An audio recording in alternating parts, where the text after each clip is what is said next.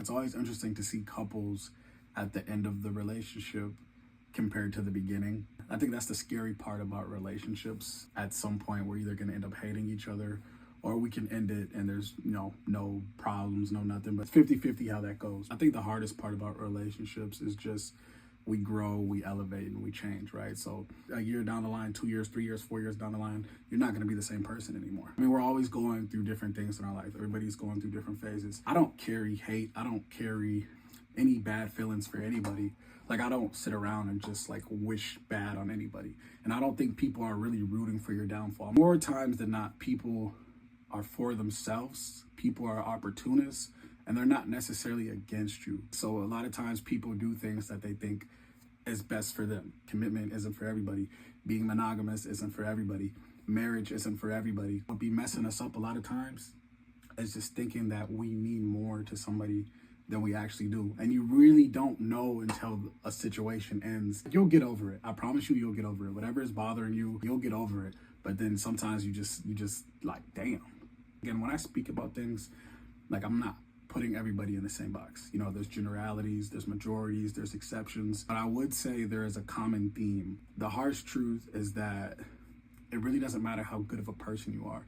And this is what will drive a guy crazy. I'm just giving you a man's perspective because you might think that you're doing all these right things. You might, fill up her gas tank. Anytime she has car problems, you go get it fixed, right? You put air in her tires, you get her oil changes, you plan dates, you surprise her, you guys travel, you do all these things. And it still won't be enough if she's not choosing you.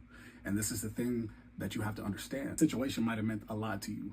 And to her, it was just another situation. And if you're not reaching out to me, if you're not communicating with me, if it's not consistent, then I know that somebody else is in the picture. I'm not saying that women can't not be talking to somebody or entertaining somebody, but I personally don't know any woman that is not like crushing on somebody or has somebody in mind that they're gonna go talk to. Like, if she's not dealing with you, she's dealing with somebody else. It's a lot easier for women because social media and dating apps have made it that way. It's unfortunate because you have to go through situations that hurt you for you to really learn and be like, okay, like, I get it now. You're so worried about what somebody is doing, and like, if they wanted you, they would make that clear. You would know. There's certain things that I miss about myself that I know will never come back. Right? I still believe in marriage. I still believe in commitment. I still believe in attachments and bonds and all these different things, but I'll never lose myself again to have that.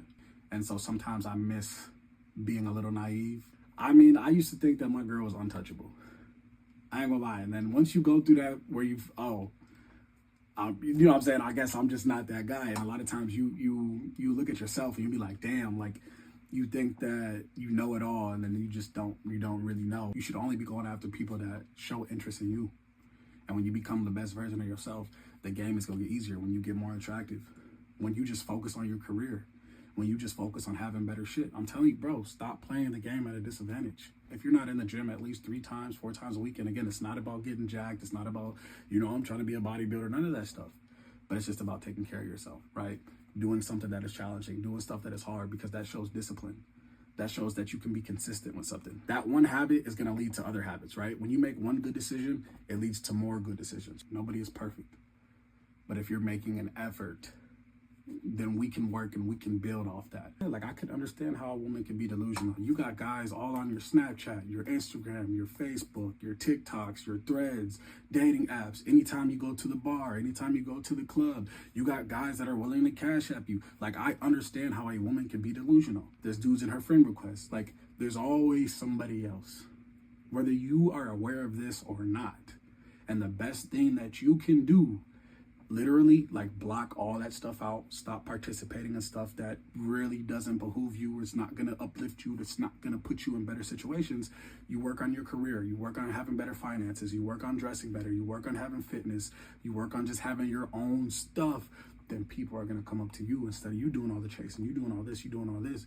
Brother, I'm telling you, when you don't take things personal, you let a woman choose you, she's actually putting in effort, she's actually trying, then you can build and you can work off that.